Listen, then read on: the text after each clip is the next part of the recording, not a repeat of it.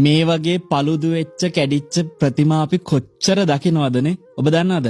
මේ ප්‍රතිමාව හරිම ලස්සනට අවසානයේ නිර්මාණය කරනවා මේ තරුණ පුතෙක්. ඒක බලන් ඉන්න ගමන් ඔබට මම අපූර්ව කතා දෙකක් කියන්නම්. රහතන් වහන්සේලා දෙනමකගේ. එක රහතන් වහන්සේ නමක් හිටියා ඛණ්ඩපුල්ලිය කියලා. මේ ඛණ්ඩපුල්ලිය කියන මහරහතන් වහන්සේ මේ ගෞතම බුද්ධ ශාසනයේ වැඩ හිටියේ. උන්වහන්සේ කල්ප 92කට උඩදී පහළ වෙච්ච පුස්ස බුදුරජාණන් වහන්සේගේ චෛත්‍යයක් කැලේටම ගිහිල්ලා විනාශ වෙලා ජරාපත් වෙලා තියෙනවා දකින්න.